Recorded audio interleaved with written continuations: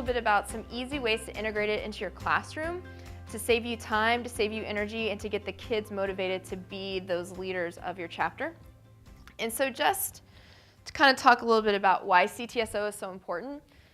So with your CTSO, and I don't know if when I went through the University of Georgia, we had this kind of three-circle approach where we had our classroom instruction with our problem-based learning, we had CTSO, and then we had work-based learning, and that was kind of the all-encompassing parts of our program. And so CTSO for me was the thing that was new, because when I was in high school, we didn't have CTSO, so I didn't even know what it stood for, or what it meant, anything like that. And so I think what's so important about that is that it engages your students and provides them those leadership opportunities. And that's what the first page is on the packet. And sorry it's kind of wonky. I was in a hurry copying the stuff to bring with me. So I really tried to develop my leadership team within my officers from the start. So we actually elected president the year before, and then built the team in the fall, so that the president have time over the summer to work on program of work and to also identify some different things.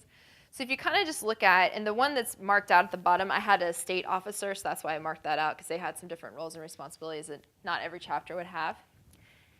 And we changed the names of some different things to make them kind of emulate business a little bit more, but depending on your state model, if that's acceptable or if that's not, it didn't really matter to our state chair as long as we had kids engaged. And so you could kind of look at the different options that we had for our different officers. And so with president, I really empowered the president to lead and direct all the meetings. It wasn't me always doing everything all the time. So we would meet after school, or I also, one year my president was in my version of advisement, so we would meet kind of during advisement too to talk about what was planned for the meetings, so that as the advisor I can give my 2 cents and my input depending on what was going on with our program of work, or if I got a new email from our state director that said, hey, you should probably get your kids to talk about that this month or this semester. So they would plan and conduct all the meetings. And then for the next piece, this was particular to Georgia, we had COY as chapter of the year. So we had this big contest every year to be the chapter of the year, and they recognized the top 10. And what was great about chapter of the year is that it actually, then you had reduced conference fees if you were chapter of the year. So that was our mission. We were going to be chapter of the year, so we didn't have to pay as much to go to state conference. And what they did is they worked with me to kind of organize all of our different things for that.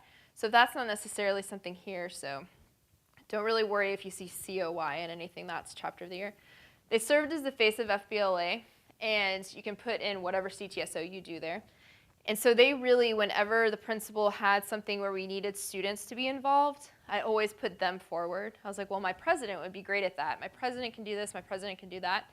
And really getting them involved in our different options within our school. So one time they actually led a teacher, like a staff meeting for the principal. So they were kind of like the MC of it. And so all of the other staff members that were not involved in CTE programs could see what CTSOs were and kind of see what we were providing and producing. They also, we had one of the chamber meetings they also represented the school at. So just putting them out there as your voice and your face.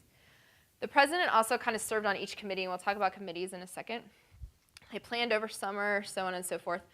And then they pretty much promised to compete in one event to kind of serve as that model where we kind of had an expectation to commit. And then you can see some different things. The vice president was kind of the right-hand person, helped me with our, we had one of the competitions in FBLA is your business report for your chapter. So that was their competition they participated in. Financial vice president, we had, and you probably have similar rules, kids couldn't actually touch money in my school. Like it had to be me to then the bookkeeper, but they kind of still kept all the records and saw the transactions and different things like that. But I had to change and modify some of that part of what a treasurer does because of our school rules internally and what happens with some of the things with receipt writing and stuff like that. So just kind of think, and they also helped with all of our fundraising efforts, and they were the main person in charge of that. Public relations. And it's funny when you see, I have a newsletter in here. This is before, websites were really the way to kind of demonstrate and showcase. And I was looking at these when I was copying, and I was like, man, that was a long time ago. I haven't been in the classroom in a while. So our public relations person really kind of did the promotion and the PR and different things for the organization. And then also what I really liked about them is that we always hosted our region conference each year, and they were kind of the person that really helped do all of the, when you think about it, kind of welcoming and all that kind of stuff and coordinate everything. And they were also in charge of community service. Membership, obviously, we tried to use it more as recruitment, so they're our recruitment chair, and really worked through the lunches and some different things to get kids involved.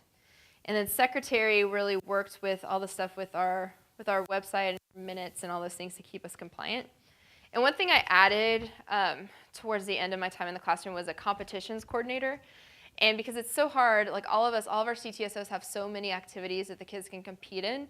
So I had one point of contact who kind of reviewed all the rules and helped students review their projects, and also helped set up some of our mocks that we had. So we'd have parents and stakeholders come in and run through mocks with the students before we sent them on to state or region, which really helped the students because some of them probably have never spoken to a strange adult in their life, let alone a panel of them. So it really helped prepare them and the more exposure that they could have. And so if you take away one thing, I would really have someone try to orchestrate that and reach out to your business partners and try to run some mocks, because then that also gets your local business community involved. Because for us, when I taught in my college town in Athens, not all of those business people went to state because it was in Atlanta. And so you probably geographically have similar, where not everyone's going to go to state to judge of people that are interested in becoming involved because of the distance probably to get there. So if you had someone come to your school and kind of see what it's all about and run through some mocks with the students, then they can really understand what CTSO is. And so that's kind of, we had some officer duties. And so that's the leadership development piece. And then two, with the situational learning, because there's so many things that we do in the classroom that if we don't put them in those role plays and case studies and have them create things and defend them, then it's really just still not being realistic for them. So I think that if we get them involved in CTSO, it really involves that learning, and they can pull from what you've taught them already and apply it to a situation. And then with the real world simulations, what we really tried to do with the teams and the officers is truly run the meetings like a business would. And I actually had some people from the business community, our Chamber of Commerce, come in and talk about their meetings and how they run theirs, so that the students could see that it wasn't just something I was making them do because it was part of CTSO, that it was something in reality that as a business person later, they were gonna have to do, and the more exposure they got to it, the more comfortable they would feel running a meeting. So that's kind of why I think that CTSO is important to all the different things we do in our classroom. And then some of just the bonuses, I think, of integrating the curriculum besides the time that you get back is that all of our stuff is typically matched to standards already for your classroom. So all the nationally recognized CTSOs, when they have and produce their competitions, they already match them to your standards. So it's that direct connection, so that if you ever had anyone coming in for evaluation, you'd be able to demonstrate that. They produce the rubrics for you already. They're nationally normed.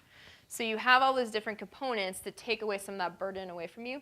And what I always like to do is we would do it as a classroom project, and then we would pick the best one, and that would be who would compete at state. So it was just a project, a continuous project. Everyone always did all the competitive events, even if they weren't necessarily members, because it was co-curricular.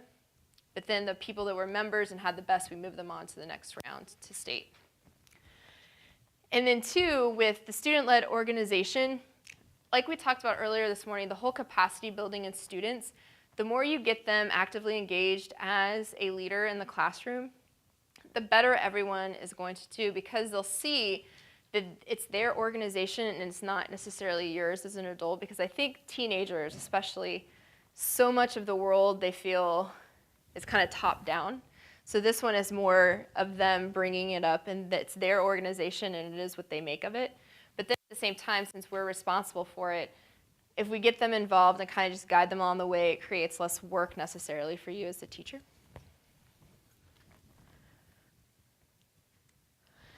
So if you want to turn to your partner, huddle up a little bit, and kind of talk about what you are already doing to integrate CTSO, and then also how do your students respond to that? Some ways that you're already integrating to give your partner some ideas, and then we're going to share out in a little bit, and then maybe something if you have an idea and it kind of flopped. So if you would kind of talk to each other for just a minute.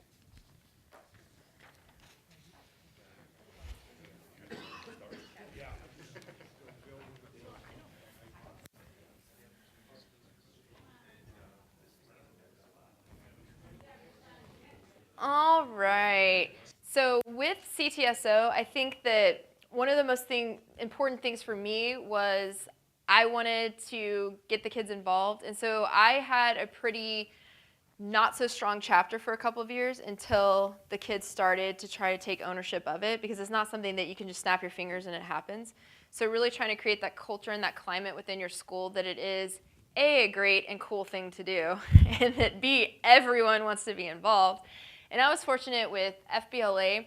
It had nothing to do, I mean, kids that were in my class, obviously I'd want them to be involved, but FBLA doesn't have any pre-qualifiers that you have to be in the program, which I know some CTSOs, you have to be part of the program in order to participate in the CTSO. So that's what was good for me, because I utilized some of the other students. I was a cheerleading coach. I did student senate. So I tried to get a lot of those kids to almost like branch out and to make it like a monster organization that just dealt with business professionals in general. So what were some of the things that you guys talked about of ways you already kind of integrated into your classroom already?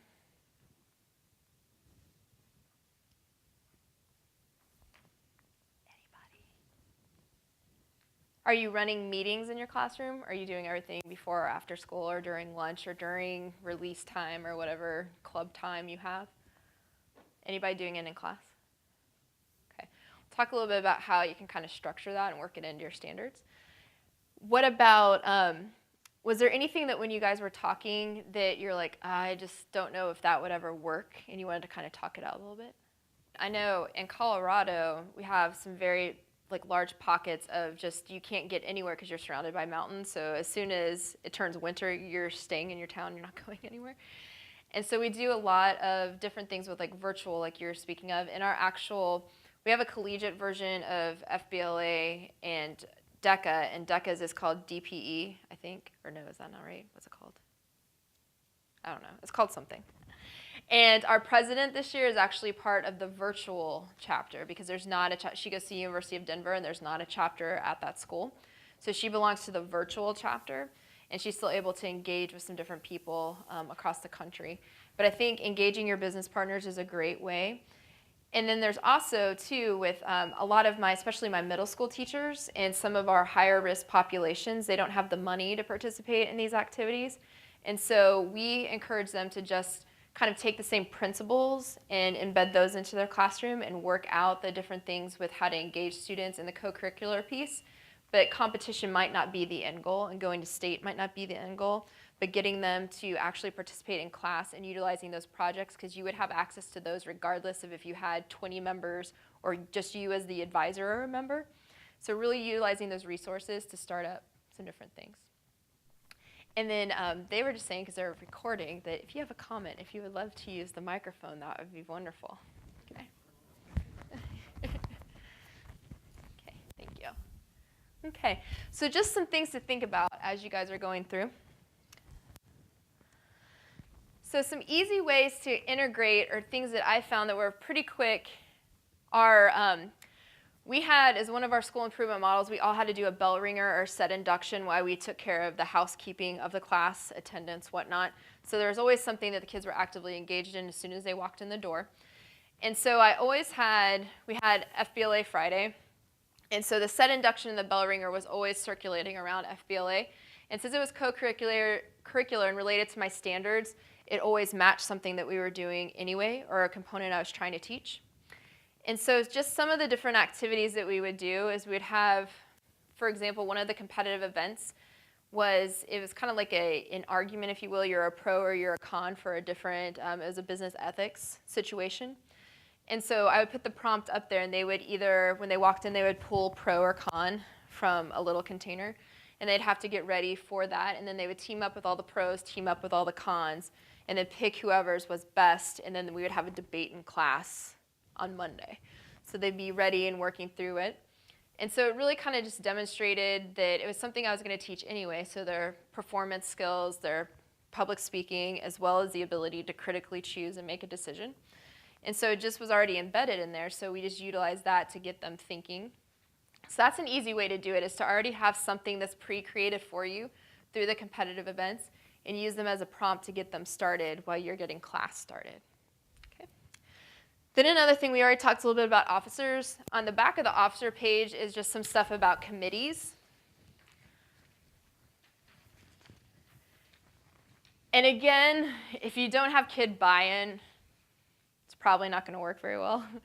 But what we did is we would actually have like committee meetings within, and it fits great into business curriculum, but I know it probably does in others as well, where we would have committee meetings in class. And so you would have what we had overall for our entire chapter. You'll see that we have a chair, but then for each class, what we would do is we would run it almost like a mock. So again, they would be assigned a task, like you're on the committee for community service, you're on the committee for social, you're on the committee for this. And I would give them kind of a situation.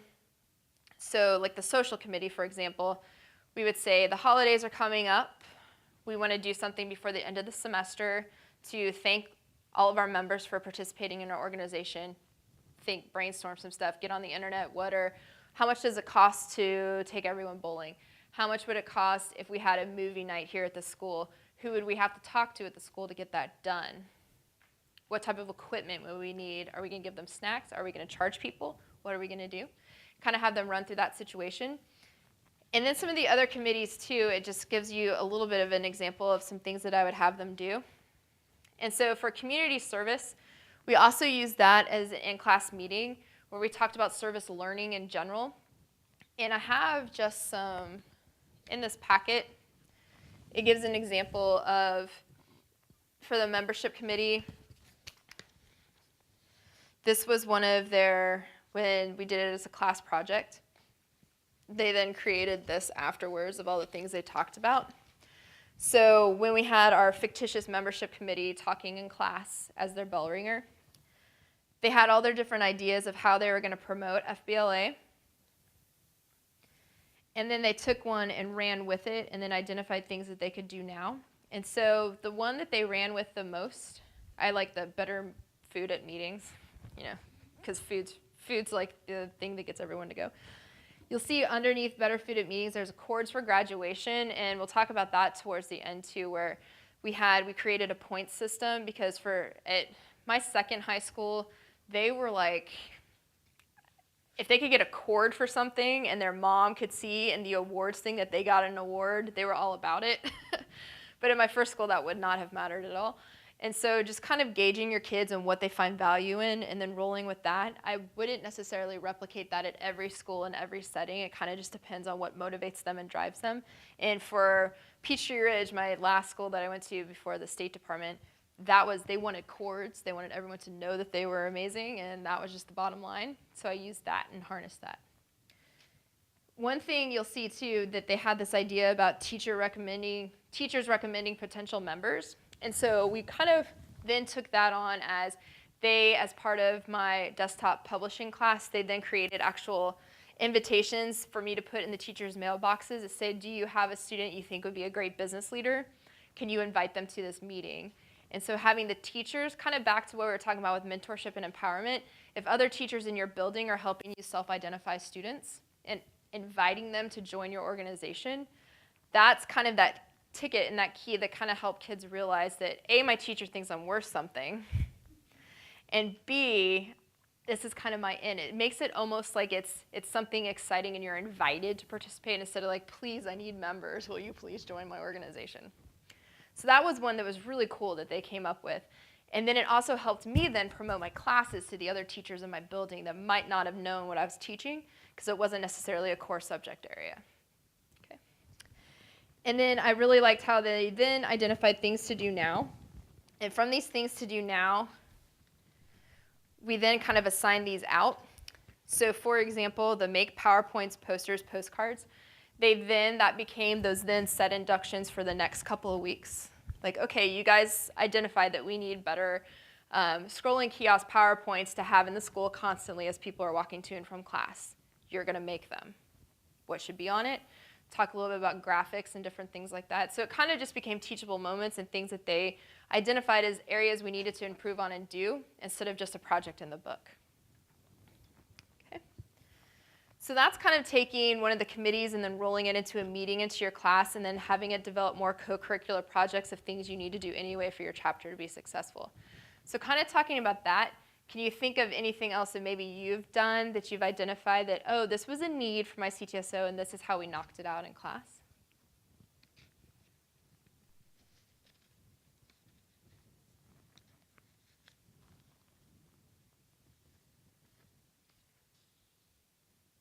Okay, we'll let you stew on that one. And then I think that what's critical, like we talked about earlier, is that getting your whole CTE department, because what was unfortunate for us is that we felt then we were competing and vying for the same kids, because we already feel that way for our programs, where you're like, I need this kid because I need enrollment, and you cannot have them. But we really then tried to make it be more about doing the best thing for the students and the best thing for us as CTE educators all together. And so there's a lot of overlap between CTSO. I don't know if you've ever noticed this, but there's probably public speaking and job interview in every single CTSO competition. So why not get together, who is your most dynamic student, and have that person compete for all of you. Sweep those awards in every CTSO. But then also it gives them that experience, because each set of judges is different, each situation is different, and then they can really hone in those skills if it's something they're interested in.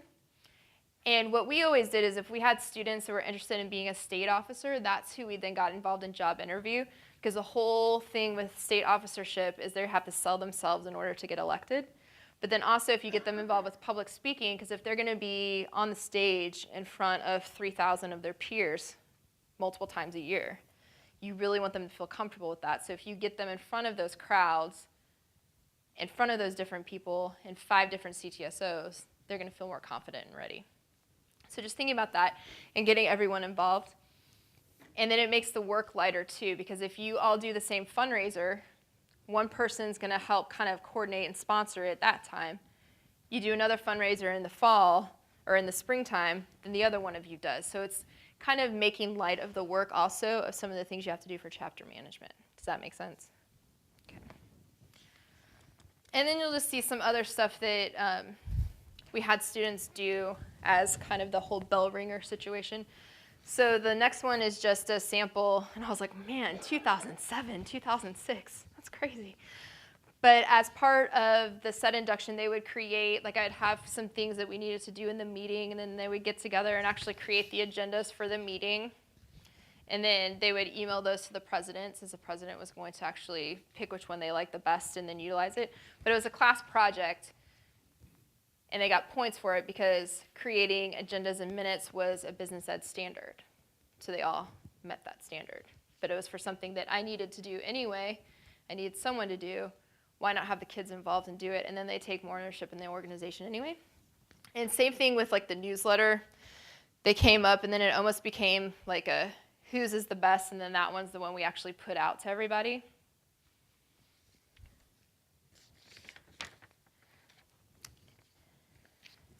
And then behind the newsletter, back to getting the whole department involved. And in Georgia, we called it CTAE because agriculture wanted their own letter within our acronym, which we were happy to extend to them because they helped us get more money from the state legislature. And CTE month is February, and so what we did is we all came together and really worked as a group to promote all of our classes and our student organizations together. So we did one similar lesson plan across the whole department. And it was typically something with job interview because we all knew that we wanted to get them ready for interviewing and for a potential career, and it related to all of our standards. Because if you don't do something a little bit more broad than that, it's going to get kind of dicey because everyone's content area is so specific with the technical skills you're providing. So if you provide more of a base of some type of employability skill, it'll work out a lot better. So what we did is we had our department chair kind of created the whole lesson plan for all of us to use, and we went through it with our students. And with ours, since we did the whole career readiness piece, we also had to then make sure that we were doing it in a block where, because some of us shared kids. So someone might have, in marketing, they might have one of my students that I had the next period. So that's where it became a little bit cumbersome to figure out, so we weren't duplicating our efforts so much. But then if we had duplicate students, they helped us then teach that section. So that's kind of how we got around that. And then we invited in our business and industry partners to actually perform some mock interviews that week with all of our students. Then we also did a breakfast. And with the breakfast, we had each department, so each content area, nominate a star student because we felt that a lot of our kids weren't necessarily, at my school, the star student was the kid that scored the highest on the SAT. That was who our school's star student was. And so some of our kids might not necessarily test well. They might not necessarily always get that.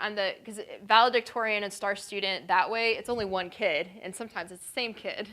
So if we all each identified someone and then brought them in, we invited their parents, and we made a big to-do about it, about how our organization would not be successful without that student.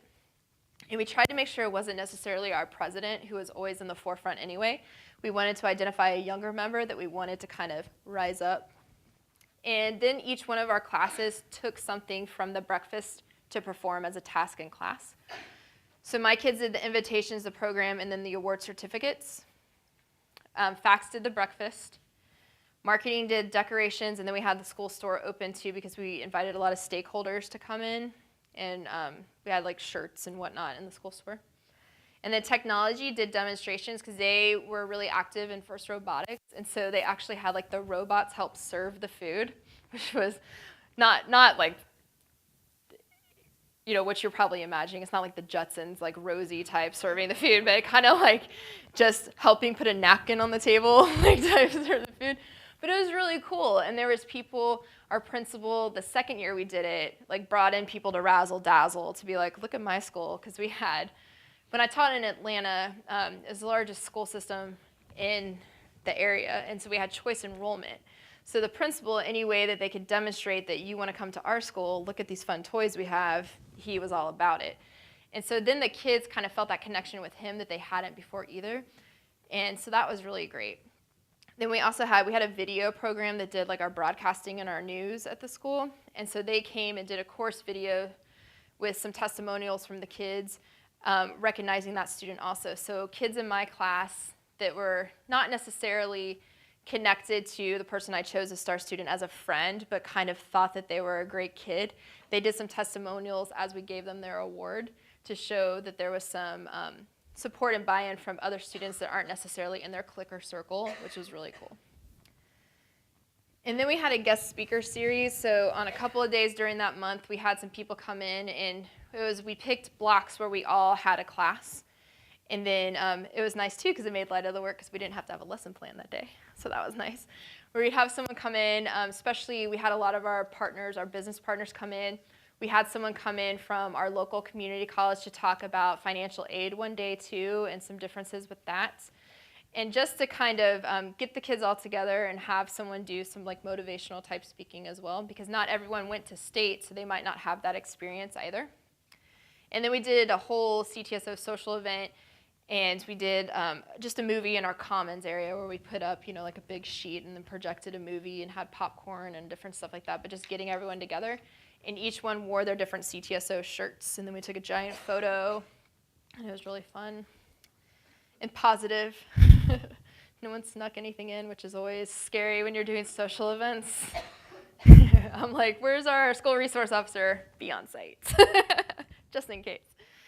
And then with course promotion, we were fortunate in that all of us had planning during lunch, which you would think would never happen. So we actually kind of ran we did promotion during lunch to try to get kids involved in our programs until our friends in the arts areas got mad because they didn't have lunch planning, so they couldn't do that, and so we were poaching their kids. But that's not necessarily what our spirit or intention was.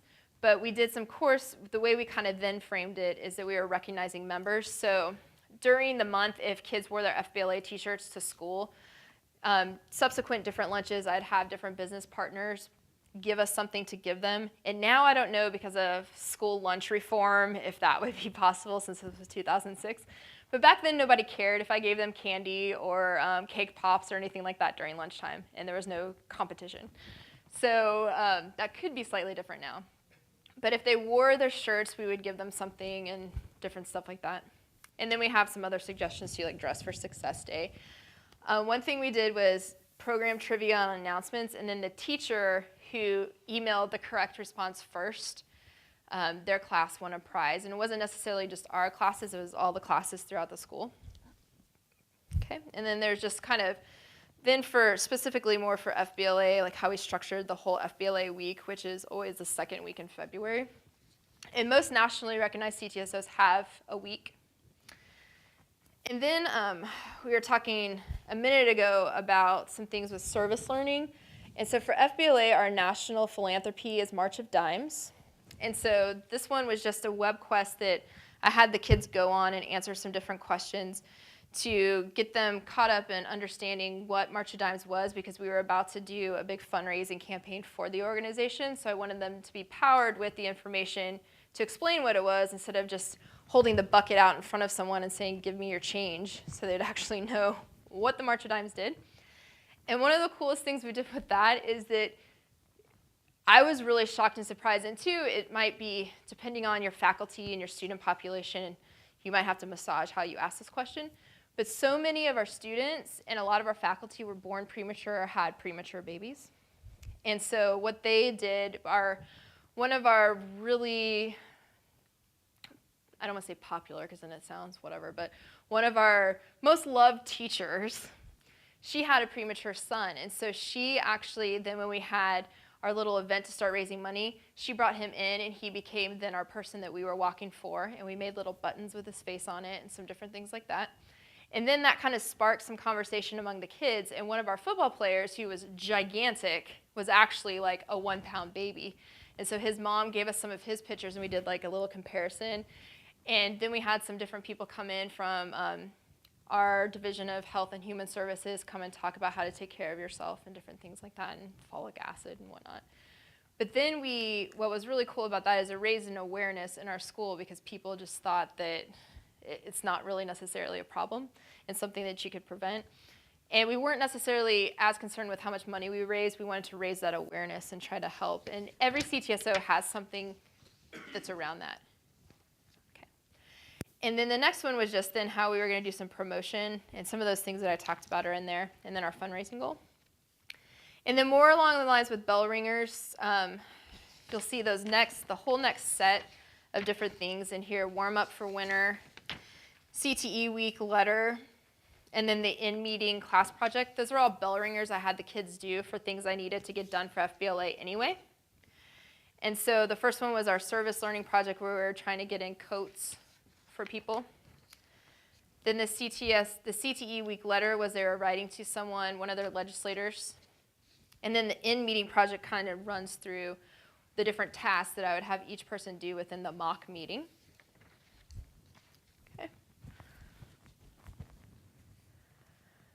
Okay, and that kind of talks a little bit about some more of those that we already discussed. Yes. I don't even know if that's on. Is it? I really like your CTE week letter.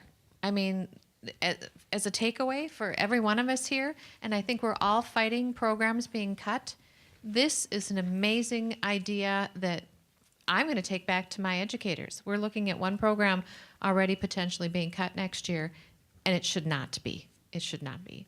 And this might be a way to save it. And for others, take it back to your schools. And I think as soon as you get students involved with the process too, then they're not necessarily bystanders in their own learning, so that they understand that if a program goes away, they as the customers should be saying something. Because if, much to your point, if they don't have access and access is not equitable, then how fair is that, even though we don't live in a fair world and whatnot? You need to get them involved in advocating for themselves and what they want. And so really speaking out to those stakeholders that it's not, if they truly feel that it is not right that things are getting cut, they need to express that. And I think we all listen to the children far more than a teacher sitting in a school board meeting. Well, you just want to save your job. Right. If all of a sudden the voice is the student voice saying, this is an important class, this is the curriculum I'm learning, and you've got them behind you, a school board's going to listen to that a lot more than just a single teacher. Definitely.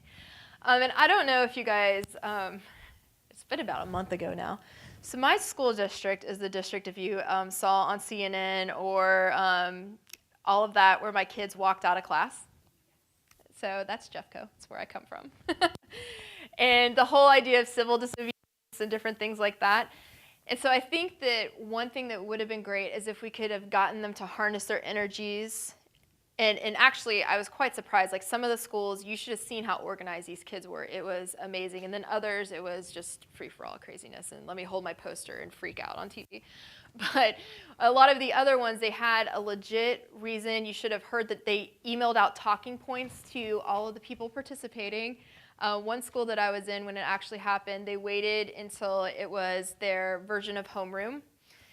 They didn't speak until they got to the street, so they didn't disturb anyone who didn't want to participate. And it was just amazing to me. But I think getting them to understand the value of their voice is not necessarily something that I apparently have to do anymore because they think that picketing is awesome.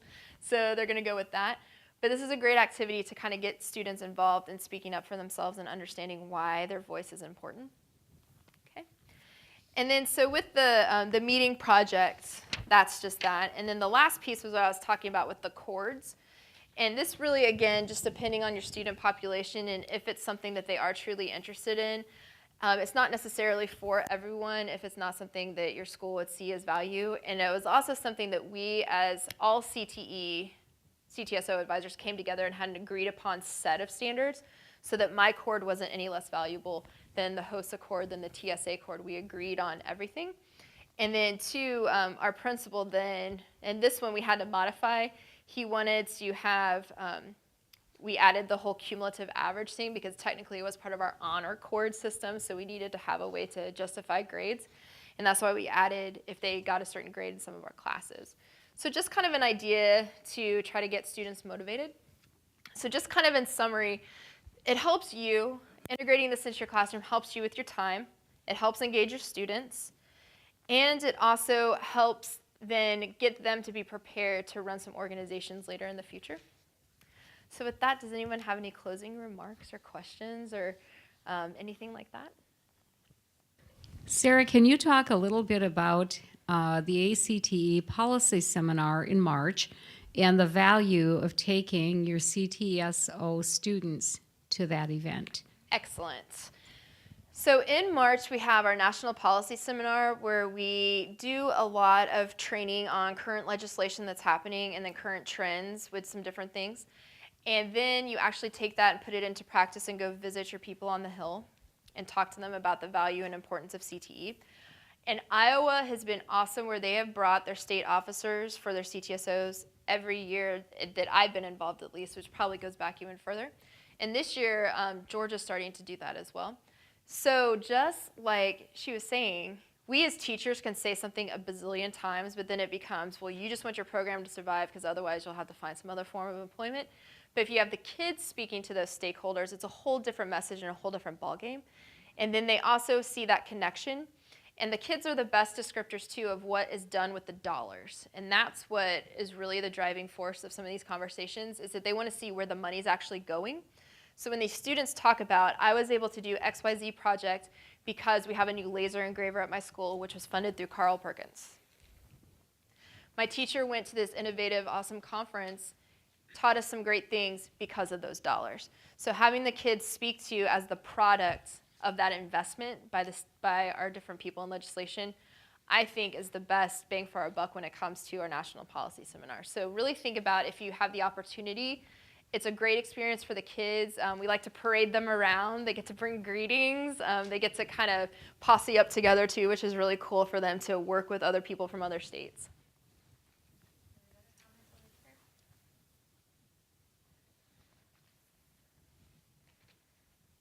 Well, excellent. Well, I appreciate your time this morning. Thanks for coming and sticking around with us to talk a little bit about CTSO. As you dive in or as you're working with your officers, if you have any questions, just let me know. As I said, it's one thing that I've always just loved doing, and now that I don't have my own chapter, it kind of makes me sad. So anytime I can help out a fellow advisor, more than happy to. And my teachers love to take advantage of that too, where they're like, hey, I got 20 projects to grade for TSA. Want to come in? I'm like, give me a breakfast burrito. I'll do anything for you. Just like those kids, right? So thank you.